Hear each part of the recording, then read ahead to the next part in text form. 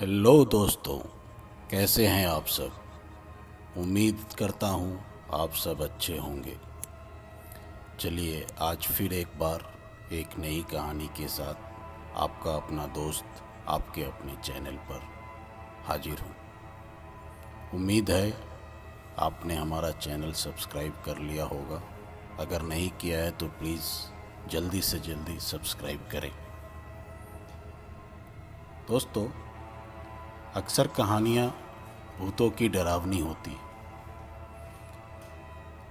बहुत सारी कहानियाँ रियल घटनाओं पे आधारित होती है, बहुत सारी कहानियाँ काल्पनिक होती है, पर हर कहानी हमें कुछ न कुछ सिखाती है। उम्मीद है आज की कहानी से भी आप ज़रूर कुछ सीख लेंगे। दोस्तों, ये कहानी भारत के एक छोटे से राज्य उत्तराखंड की है। उत्तराखंड के एक छोटे से गांव जो पहाड़ों पे बसा हुआ था, उस गांव में एक रफ़ीक नाम का किसान रहता था। रफ़ीक वैसे तो काफ़ी निडर और बहादुर था और अक्सर वो अपने साथियों के साथ अपनी निडरता का बखान करता रहता था। रफ़ीक खेल कूद में भी अव्वल था और लगभग हर खेल वो खेलता ही रहता था अपने साथियों के साथ। शरीर से भी काफ़ी हट्टा कट्ठा था, इसके लिए लगभग सभी खेलों में अव्वल रहता था वो। गांव में कुछ दिनों से भूतों के चर्चे काफ़ी प्रचलित हो गए थे। हर कोई नई नई कहानी लोगों को सुनाता था। वास्तव में गांव के बाहर एक शमशान घाट था और कई लोगों का मानना था कि उस शमशान घाट में बहुत सारी प्रेत आत्माएं रहती हैं। जो कोई भी रात में शमशान घाट जाता है उसे वो प्रेत आत्माएं दिखती है। पूरे गांव में कई लोगों ने इसका आभास किया था। जब रफ़ीक को ये बात मालूम चली अपने दोस्तों से, तो उसे इस बात पे बिल्कुल यकीन नहीं हुआ। रफ़ीक ने हमेशा की तरह बड़ी बड़ी बातें करना शुरू कर दिया। उसने कहा, मैं ये भूत को नहीं मानता, ये सब हमारे मन का वहम है। उसकी ये बात सुन के उसको दोस्तों ने ये चैलेंज दिया कि अगर तुम भूत से नहीं डरते हो तो आज रात अकेले रात में 12 बजे शमशान जाकर दिखाओ। रफ़ीक को ये बात कुछ अटपटा सा लगा, पर चूंकि उसने बड़ी बड़ी बातें बोल दी थी, अब उसके पास दूसरा कोई भी विकल्प नहीं था सिवाय अपने दोस्तों की बात मानने के। उसने ये चुनौती स्वीकार कर ली और कहा, आज रात मैं शमशान घाट में जाऊंगा और वहाँ एक कील गाड़ कर वापस आऊँगा। सुबह आप लोग जाके वो कील को चेक कर लेना। दोस्तों ने उसकी बात मान ली।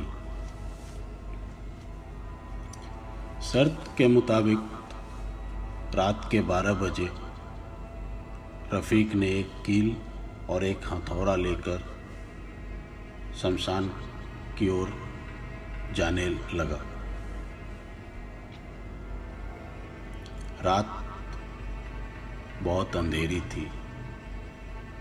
वास्तविक में अमावस्या की काली रात थी वो, इतनी भयानक कि इंसान को अपना हाथ भी ना दिखे। सन्नाटा, दूर दूर तक सिर्फ जानवरों की आवाज, एक अजीब सी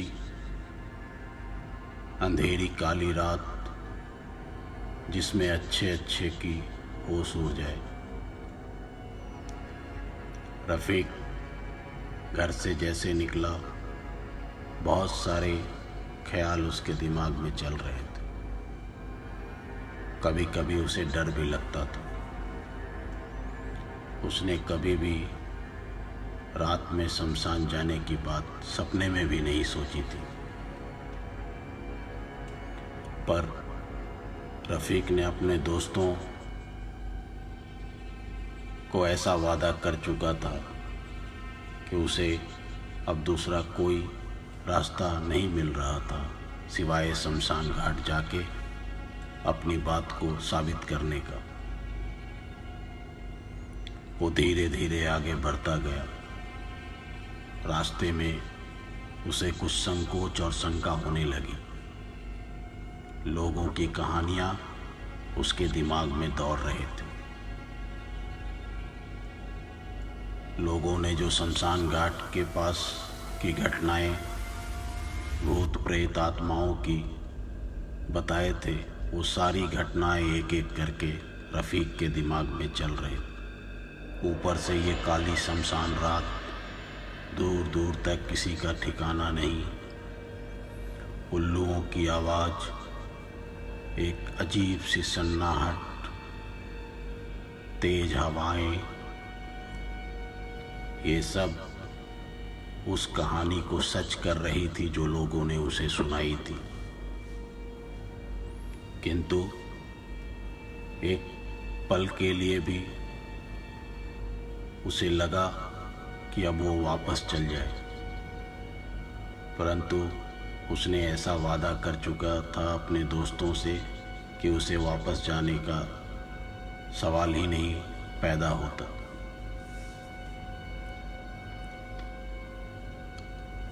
धीरे धीरे रफ़ीक शमशान घाट की ओर बढ़ रहा था। उसकी बेचैनी भी उसके साथ ही चल रही थी। अजीब अजीब सी दिल में ख्याल आ रहे थे। चारों तरफ सन्नाटा, एक तरफ कुआं, दूसरे तरफ खाई, ऐसी स्थिति पैदा हो गई थी। लौट कर गए तो जग हंसाई, शमशान गए तो मौत, किसे चुने किसे ना। इसी कश्मकश में रफ़ीक आगे बढ़ रहा था। उसका पैर भी कपकपा रहा था। शरीर मानो ठंड हो गई हो। पूरे दिमाग में एक अजीब सी कोताहल फैल रही थी। किंतु फिर भी निर्भय होकर रफ़ीक शमशान घाट पहुंचा। वहां पर एक जमीन में कील गाड़ने की कोशिश करने लगा। वह नीचे बैठा, धीरे धीरे कील को जमीन में गाड़ना शुरू किया। कील गाड़ने के लिए वह हथौड़ा लेकर गया ही था, किंतु हथौड़े से आवाज़ ज़्यादा तेज नहीं करना चाह रहा था कि कोई उसकी आवाज़ सुन ना ले। जैसे तैसे उसने हथौड़े की सहायता से कील जमीन में गाड़ दी और कुछ साहसपूर्ण भाव से उठकर जाने के लिए तैयार हुआ। उसने सोचा उसने तो अपना वादा पूरा किया। तभी अचानक उसने महसूस किया कि उसके कुर्ते को कोई नीचे से खींच रहा है।